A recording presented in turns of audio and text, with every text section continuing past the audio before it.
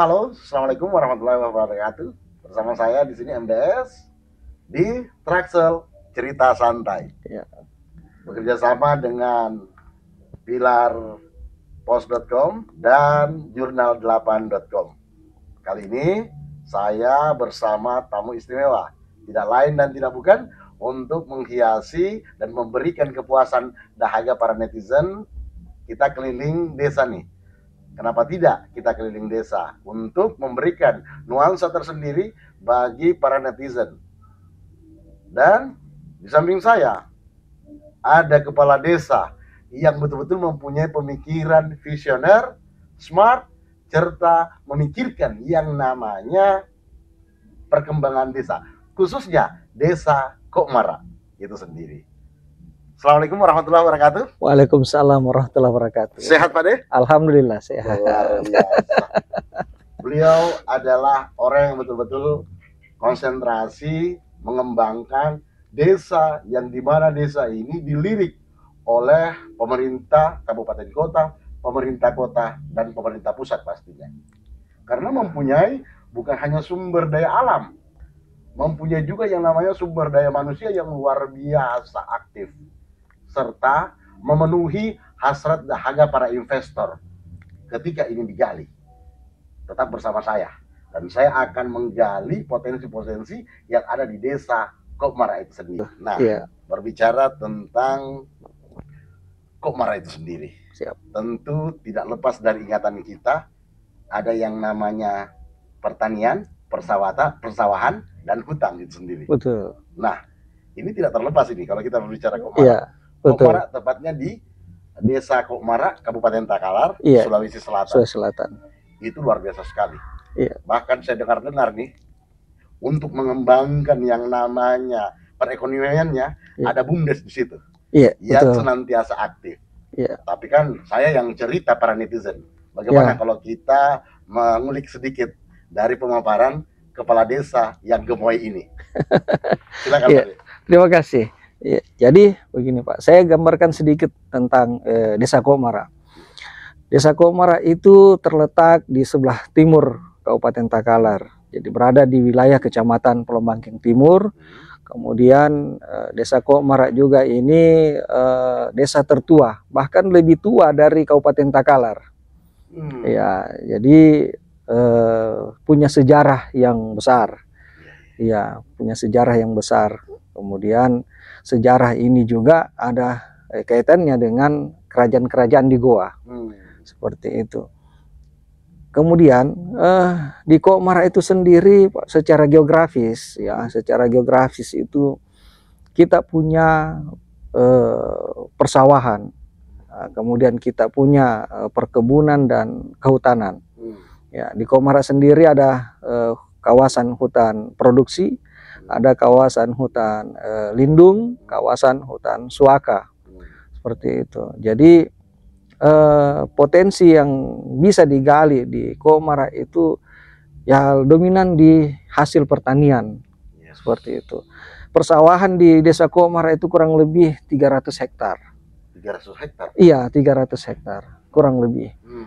Nah, kemudian inilah yang menjadi pemikiran saya ke depan, bagaimana hasil-hasil pertanian masyarakat ini bisa dilirik di luar. Seperti itu. Karena secara garis besar pertanian yang dihasilkan masyarakat ini cuma sebatas hasil panen sampai digabah saja. Sampai di situ tok saja. Ya, tidak ada peningkatan. Seharusnya kalau kita bisa saya berharap bahwa masyarakat ini bisa berkembang, itu bisa diproduksi sampai di beras, bahkan beras premium. Seperti itu. Iya. Bagaimana desa bisa menghasilkan produk sendiri dari beras itu sendiri. Kemudian dari perkebunan, kami juga punya perkebunan jagung. Jagung ini kan menjadi komoditi utama untuk bahan pakan ternak. Ya, betul. Kemudian tepung ya dari jagung. Kemudian secara geografis juga Desa Kokmara ini kan dilalui jalan poros yang menghubungkan 3 kabupaten. 3 kabupaten. 3 kabupaten. Kabupaten Takalar itu sendiri dengan Kabupaten Goa, kemudian Kabupaten Jeneponto. Iya. Cintago. Iya. Jeneponto Takalar Goa. Iya, betul. Desa Komara ini kalau saya melihat ada secara bahasa kiasan ini, ya ini dengan adanya bendungan Pamukulo yang dibangun oleh pemerintah yang tidak lama lagi akan diresmikan, secara hiasan ini bisa dikatakan bahwa Desa Komara ini adalah jalur sutra, seperti itu. Iya, jalur sutra. Karena kenapa? Hasil-hasil bumi, bumi dari Jeneponto, Kabupaten Jeneponto, dari Kabupaten Goa, semua melintas di Desa Komara. Sehingga kami berpikir bagaimana hasil bumi itu tidak keluar dari tertahan di Desa Komara, kemudian diproduksi di situ. Iya, seperti jagung. Jagung itu dalam sehari bisa sampai 100 ton dalam satu hari. Dalam sehari 100 ton melintas di desa kami, melintas saja. Ya, jadi makanya saya selalu berpikir bahwa ada tidak investor ini yang berminat bagaimana jagung ini tertahan. Ya kita di Komara saja. Begitu. Kami punya lokasi, kami punya lahan yang luas untuk mengembangkan itu. Apakah pakan ternak yang dari jagung atau hasil olahan jagung itu sendiri, seperti apa kemudian dipasarkan lagi, seperti itu. Kemudian kawasan hutan produksi, ya kawasan hutan produksi itu kami sudah membentuk beberapa kelompok tani hutan.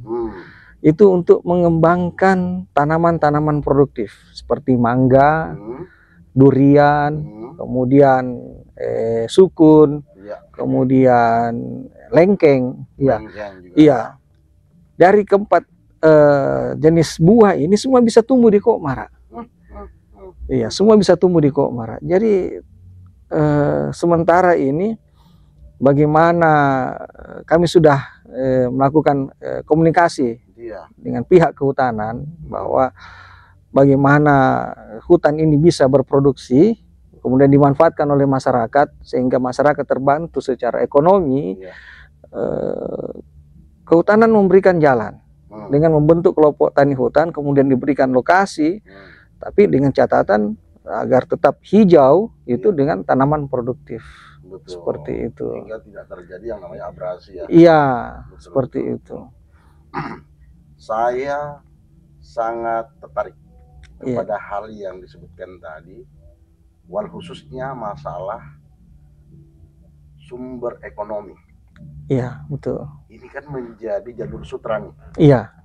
Berbicara jalur sutra, tempat central of activity business. Iya, betul. Artinya jika dikelola dengan baik dan benar atas dukungan pemerintah kabupaten kota. Betul.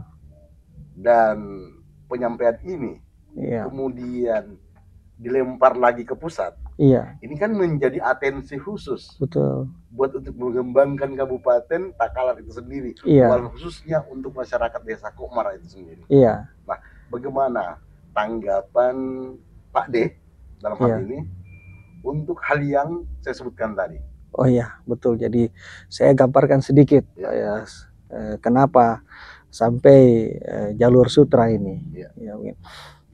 Dengan adanya bendungan Pamukulo yang dibangun di Desa Kalikomara, desa tetangga itu saya melihat bahwa ada beberapa kegiatan, ada pengembangan di sana seperti bendungan itu sendiri, kemudian ada pengembangan pembangkit listrik tenaga air, ada pengembangan wisata. Ya, otomatis apabila ada pengembangan wisata di situ kan otomatis secara langsung kan pengunjung banyak yang datang. Iya. Jadi kami berpikir bagaimana pengunjung ini sampai di tempat wisata tersebut singgah dulu di Komara. Iya, singgah dulu di Komara. Apa yang bisa kami jual, apa yang bisa kami sajikan bagi pengunjung itu supaya mereka mau singgah. Seperti itu. Inilah yang kami mencoba gali, seperti apa yang mau kami kembangkan. Apakah kita akan buat rest area atau seperti apa, ataukah ada tempat-tempat khusus untuk mereka istirahat, seperti itu. Itu yang coba kami mau gali ke depan. Iya. Seperti itu. Berbicara masalah beras ya. Iya. Karena luar biasa luasnya tadi. Iya. Ini digadang-gadang, menurut informasi dari PPK yang saya dapatkan. Iya. PPK Bendungan Pamukul ini. Iya. Pak Afandi Kahar Iya. menyebutkan bahwa Desa Kokmara itu akan menjadi desa penghasil beras nomor 1 premium. Iya. Nomor 1 premium lagi. Iya, betul. Nah, Iya, makanya itu Pak saya sampaikan bahwa kami sangat berterima kasih sekali dengan adanya bendungan itu, karena di Kokmara itu dengan luas sawah yang kurang lebih 300 hektar itu bisa diproduksi sepanjang musim. terairi. Dialiri air dari bendungan itu. Jadi bisa diproduksi sepanjang musim. Kemudian masyarakat juga ini sudah kami edukasi. Sudah kami edukasi bagaimana menggunakan pupuk itu, pupuk organik, tidak lagi menggunakan pupuk kimia. Jadi memang kalau disampaikan bahwa dia berasnya premium, ya sudah seperti itu. Bukan isapan jempol dong. Iya, betul. Sudah seperti itu gambarannya. Iya, karena di sana juga sudah ada penangkaran benih, penangkaran bibit padi, benih padi. Dijelaskan ini penangkaran bibit padi, penangkaran benih. Iya. Mungkin para netizen banyak yang gaptek belum tahu apa itu. Jadi penangkaran padi, bibit padi itu di sana itu ada kelompok yang mengelola, dan itu bibit padi yang dihasilkan adalah bibit padi unggul. Jadi masyarakat itu tidak lagi keluar dari Kokmara untuk mencari di mana ada bibit padi dijual. Jadi Kokmara ini sudah memproduksi bibit padi sendiri. Seperti itu. Iya, luar biasa. Iya. Bicara Kokmara, bicara tak pernah ada hentinya karena sumber daya alamnya yang luar biasa. Iya, betul. Nah, kita melihat bahwa potensi digadang-gadang menjadi beras nomor 1 premium. Iya. Tapi kok sampai digabah. Nah, ini yang mau kita jelaskan. Betul. Gimana solusi daripada pemerintah kabupaten kota agar terjadi yang namanya distribusi dari padi itu sendiri, kok sampai digabah tok? Kenapa tidak diproduksi menjadi padi di tempat sendiri? Iya, betul. Dengan hasil produksi padi yang dihasilkan setiap musimnya itu, kami berharap bahwa pemerintah kabupaten bisa melirik, karena betul, karena begini, dengan kondisi geografis kami yang berada paling timur ini, itu dengan jarak dari Desa Kokmara sampai ke kota kabupaten itu kurang lebih 18 km. Ya, 18 km, sehingga kami sedikit terpencil. Ya, jadi hasil komoditi kami itu kurang dilirik. Iya, kurang dilirik. Kemudian sehingga hasil-hasil pertanian itu tidak dibeli secara wajar, karena kos tadi itu, jarak untuk mengambil barang di kami itu kosnya memakan kos agak tinggi karena jarak. Iya, transportasi. Dari harga gabah yang biasanya kalau kita beli di Takalar dijual 4.800 per kilo atau 5.000 per kilo, di Kokmara mungkin tidak sampai, mungkin sekitar 4.000 atau 4.200. Iya, karena ada perhitungan seperti itu, sehingga kemudian bagaimana hasil pertanian itu cuma ya mungkin ya dijual gabah saja supaya tidak ini. Karena kalau mau dijadikan beras lagi, siapa yang mau melirik lagi, siapa mau beli beras di situ? Iya kan, seperti itu. Iya, pasti kalau dia beli beras di situ, seumpamanya kalau kita ikut pasar, harga jual pasar yang 10.000 1 liter, seumpamanya 10.000 1 liter, berapa yang dia mau jualkan ke luar kalau harga di dalam saya sudah Ini kan iya tekor begitu, lagi, tekor karena lagi ya jauhnya seperti itu jarak, ya. sehingga kos dan akomodasi itu terserap di situ. Iya, seperti itu. Makanya kami berharap pemerintah desa, pemerintah kabupaten, Kabupaten kota. ya kabupaten kota bisa melihat bahwa oh, Komara ini harus bisa menghasilkan beras sendiri. Ya, apa yang kita berikan ke sana. Seperti itu. Kalau kami dari pemerintah desa sangat menginginkan bahwa pengolahan beras ini bisa dikelola oleh BUMDes. Tapi apalah daya ya, kalau kita desa ini yang bergerak sendiri tanpa ada bantuan dari kabupaten kota, karena begini, kalau kita mengandalkan dana desa itu tidak cukup karena terbatas. Betul, seperti itu. Iya. Jadi saya berharap pemerintah kabupaten bisa melihat kami lagi. Iya. Mungkin karena kondisi geografis ini agak karena jauh dari kota, sehingga mungkin agak jauh juga ini kabupaten melihat bahwa ada perlakuan khusus iya, yang perlu diberikan kepada desa Komara. Betul. Mohon maaf, desa-desa yang lain bukan berarti tidak ada perlakuan khusus, tapi khusus untuk desa Komara saya melihat di sini harus ada perhatian pemerintah dan memberikan perhatian khusus kepada desa Komara karena mempunyai potensi sumber daya alam yang luar biasa. Iya, betul Pak. Jadi begini, saya juga sebagai pemerintah desa selalu berpikir bagaimana membantu kesejahteraan masyarakat. Iya. Kalau saya melihat begini, dari hasil-hasil panen mereka ini, mereka cuma bisa membiayai hidup mereka sehari-hari, tidak punya lebih. Padahal mereka dalam 1 tahun bisa 3 kali panen. Iya. Ya itulah mungkin karena gabah itu dibeli murah atau seperti apa, sehingga kemudian kos yang mereka gunakan agak tinggi. Ya seperti harga pupuk, ya kan, harga pupuk yang mereka beli pasti beda dengan pupuk yang dekat dari kota. Iya, pasti beda. Seumpamanya ya mungkin bisa saja selisih sampai 20.000 sampai 50.000 selisih. Kalau kita ambil di seumpamanya contoh begini, lokasi pertanian persawahan yang dekat dengan distributor pupuk, ya dengan harga subsidi itu, kemudian dengan kami itu saja selisihnya bisa sampai 50.000 satu. Iya, makanya produksi, ya biaya produksi itu agak tinggi. Iya, jadi sehingga masyarakat hasil panen sudah dibeli murah, biaya produksi tinggi, hasil panen itu cuma bisa untuk menutupi biaya produksi saja. Pantasan begitu. Untuk memenuhi kebutuhan sehari-hari saja. Iya, sampai sebatas itu saja. Jadi mereka untuk berpikir untuk bagaimana meningkatkan kesejahteraan itu tidak sampai di situ. Ini kan sedikit saya keluar dulu dari res ini. Iya. Ini kan mau tidak lama lagi yang namanya musim politik nih. Betul. Pilkada sebentar lagi dimulai. Iya. Tentunya masyarakat mengharapkan pemimpin ke depannya, bupati ke depannya memikirkan seluruh kecamatannya, khususnya seluruh desa-desa dari kecamatan tersebut yang berpotensi. Ada yang namanya tim penjaringan desa-desa yang berpotensi. Betul. Di mana nanti ke depannya itu kepada pemimpin yang terpilih dari hasil itu harus memiliki itu. Betul.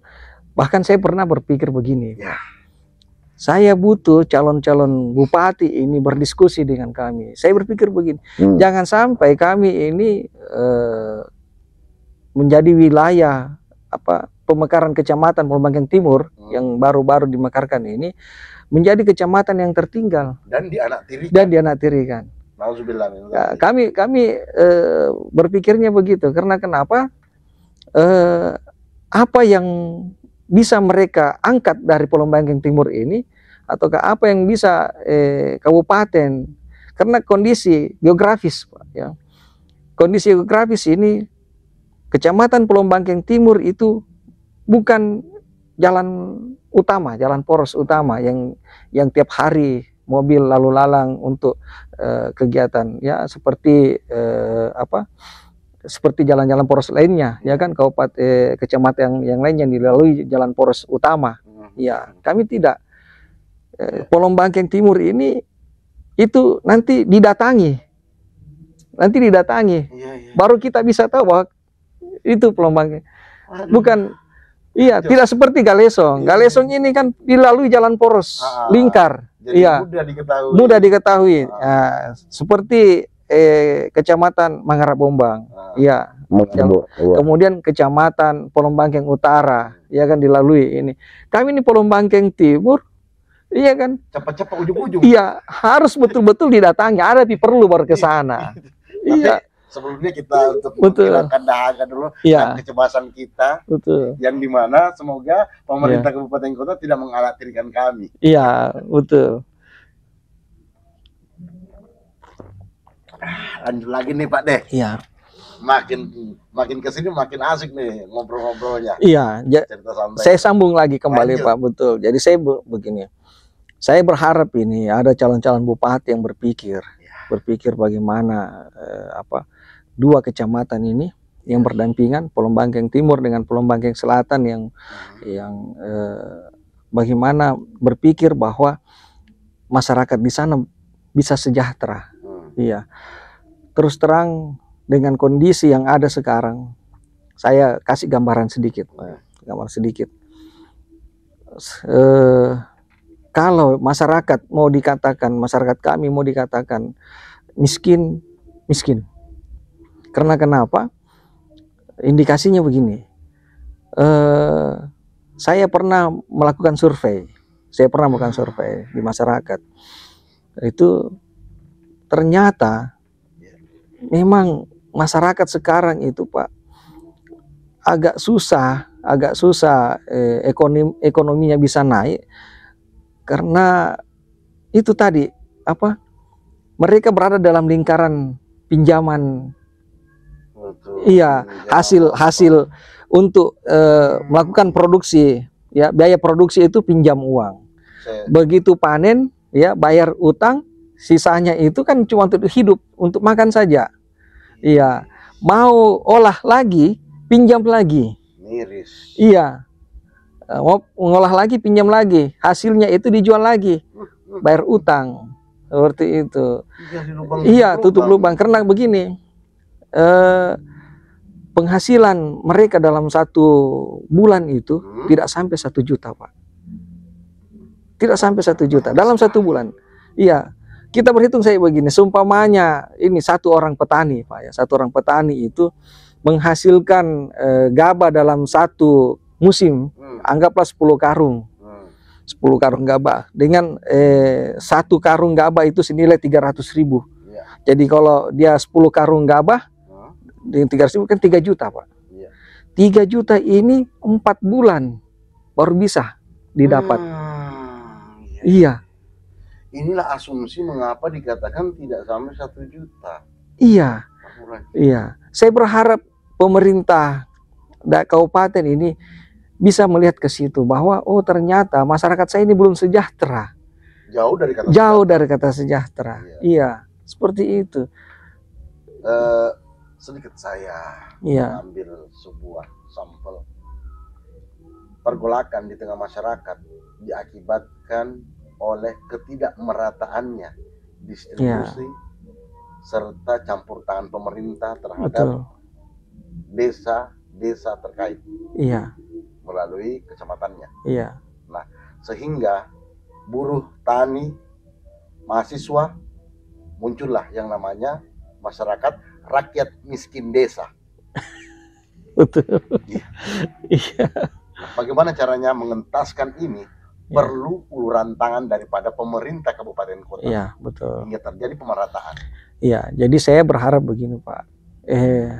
Cocok yang disampaikan tadi Pak, bahwa dengan calon-calon bupati ini kan pasti punya tim yang menggali potensi di desa masing-masing. Seperti itu. Kemudian bagaimana potensi hasil survei mereka ini dijadikan dalam bentuk satu visi misi ke depan untuk membangun. Jadi saya berharap bahwa hasil survei ini kemudian pemimpin yang melihat kondisi masyarakat ini bisa berpikir bahwa apa yang menjadi kebutuhan dasar pengembangan ekonomi mereka di desa. Seperti itu. Iya. Kami punya BUMDes. BUMDes juga terbatas dengan SDM. Tahulah Pak, di desa itu kan dengan kondisi ekonomi seperti ini kita susah mencetak manusia ini yang punya pemikiran-pemikiran yang cerdas. Karena kenapa? Dengan kondisi keuangan seperti ini, mereka berpikir menyekolahkan anak itu cuma sampai SMP, cuma sampai SMA. Mau lanjut kuliah berpikir dulu. Kau kuliahnya di Makassar, sewa kosnya berapa, biaya hidupnya berapa, biaya SPP-nya berapa. Iya. Jadi kalau tidak punya penghasilan lebih ataukah tidak pintar bagaimana mengelola, putuslah. Makanya sumber daya manusia kurang. Seperti itu. Iya. Kita selalu didorong desa bagaimana mengembangkan BUMDes. BUMDes. Kita sebenarnya pemerintah desa mau. Bagaimana kita sudah berpikir ke usaha-usaha apa, unit-unit apa, usaha apa yang dikerjakan. Cuma kan tergantung lagi dari sumber daya manusianya. Iya. Kemudian regulasi juga yang mengatur. Ya kan? Regulasi mengatur seperti ini. Kalau pemerintah mendorong bagaimana meningkatkan BUMDes di desa, paling tidak jangan dorong dari belakang kemudian dilepas. Iya. Begitu. Ada istilah nih sebelum dilanjutkan lagi. Iya. Ada istilah begini. Orang tua itu kan kadang berpikir logik. Iya. Memberikan anaknya itu yang namanya bekal. Iya. Ke sekolah. Betul. Ketika orang tua tidak logik, itu sama halnya mau membunuh anaknya. Iya. Desa ibarat anak. Iya, betul. Desa ibarat anak. Iya. Logika tanpa logistik sama dengan perut kempis. Iya. Inilah yang dibutuhkan. Iya. Nah, bagaimana tanggapan Pak De? Iya, jadi begini Pak. Seperti yang kita sampaikan itu memang ini yang kami takutkan yang terjadi di desa Pak. Kami itu sebagai pemerintah desa itu selalu berpikir adanya kerawanan-kerawanan seperti ini. Kalau terjadi perut kempes, orang selalu berpikir negatif. Iya. Apakah mereka melakukan apa saja, ya kan, seperti ini. Dan ini kita tidak mau biarkan seperti ini. Makanya saya selalu berpikir bagaimana potensi ini bisa untuk memberdayakan mereka, yang membuka lapangan kerja. Iya. Karena begitunya. Ketika semua terakomodir, otomatis di desa itu muncul tenaga-tenaga ahli, sumber daya manusia yang mumpuni, dan muncul peluang kerja. Begitu. Luar biasa. Iya. Visioner sekali Pak Desa. Begitu. Karena kejahatan atau apa itu kan persoalan kehidupan Pak. Betul. Iya. Jadi memang perlu langkah-langkah yang diambil itu pemerintah bagaimana melihat. Kami di desa juga cuma bisa, Pak Desa, apa yang perlu dikembangkan kami punya hutan, punya potensi wisata, ya kan? Cuma sebatas itu saja, punya potensi wisata. Di mana Pak Desa? Cuma kami sampaikan wisata ini yang bisa kami kembangkan. Tapi kan tidak ada tindak lanjut dari kabupaten bahwa ada biasa nih sebelum dilanjutkan. Iya. Ada biasa nih. Pemerintah kabupaten kota mengatakan dana kita pas-pasan loh. Iya. Memberikan yang namanya dana kepada beberapa desa terkait luar daripada dana desa. Iya, betul. Nah, kenapa tidak berpikir bahwa pemerintah ini memberikan yang namanya eksplorasi agar investor masuk? Ya, seperti itu Pak. Jadi begini, saya berpikir begini. Bagaimana caranya supaya mendatangkan mereka? Jadi saya buat perencanaan, saya buat ini barang jadi, perencanaannya jadi, kemudian saya jual. Karena kalau saya jual mentah kan orang berpikir, bagaimana? Apa yang mau dilihat ini kalau coba bahasa bangun di situ wisata alam, ya kan? Iya, wisata alam. Tapi kalau tidak ada perencanaan, tidak ada ini kan juga apa? Iya. Apa yang kita mau jual? Apa yang mereka? Yang mana wisata alamnya ini? Bagaimana model adunya? Jadi memang harus butuh perencanaan yang matang. Nah, perencanaan inilah yang kami minta didampingi oleh kabupaten. Iya. Ya, bagaimana kami tidak berharap juga kabupaten berikan kami dana untuk membangun wisata itu. Tapi tunjukkan kami pintu. Iya, betul. Iya, tunjukkan kami pintu. Kami punya dengan dana kami yang sedikit ini, bagaimana dana yang sedikit itu bisa mendatangkan yang besar. Ya kan, seumpamanya Pak Desa di sana ada apa? saya mau kembangkan wisata sungai. Seperti apa wisata sungainya? Begini-begini. Coba kamu dari pariwisata turun ke sana, lihat itu. Yang dia mau bangun Pak Desa apa? Bangun, explore. Iya, apa? Koordinasi dengan Pak Desa. Kemudian datangkan perencana, bantu Pak Desa. Kamu punya anggaran dana desa berapa? Bisa bayar berapa perencana? Oh, saya bisa bayar 30 juta, 40 juta perencana. Iya, perencana buatkan desain wisatanya. Setelah jadi, Pak Desa punya perjalanan dinas, bisa. Ayo, kita ke Jakarta, bawa ke. Saya mau seperti itu, Pak. Tidak usah kabupaten bahwa kita juga tidak ada dana, Pak Desa. Bukan seperti itu. Kami mau pendampingan. Kan klasik. Iya. Klasik saya maksud. Seperti itu. Para netizen sekalian, para masyarakat sekalian yang melihat diskusi santai kita kali ini, tentu yang namanya masyarakat dan Pak Desa itu sendiri punya harapan. Betul. Berikan 2 harapan kepada pemerintah dan kepada para investor yang mau hadir dan mendatangkan dirinya di Desa Komara. Silakan. Ya, jadi pertama untuk para investor, Pak, kami punya potensi di desa yang bisa dikembangkan. Kami punya hasil pertanian, hasil perkebunan. Kami punya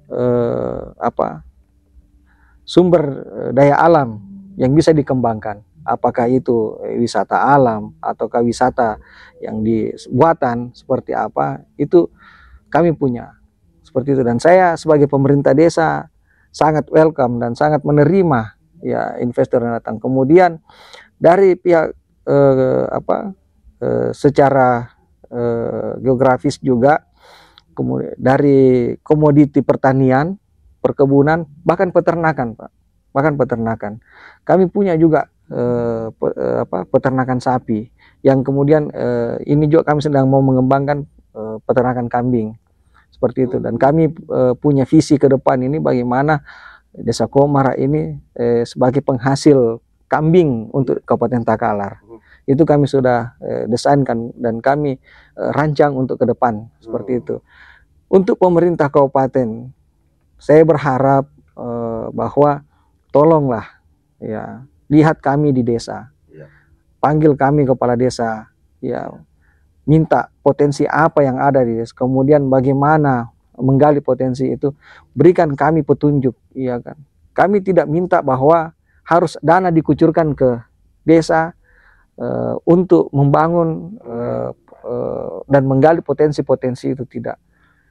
Kami tunjukkanlah kami pintu-pintu kemana. Ya, masuk ke Kementerian Pertanian kah, masuk ke dinas provinsi, masuk ke DPR untuk bisa bagaimana kami mendapat bantuan dana atau apa sehingga kami bisa bangun desa kami.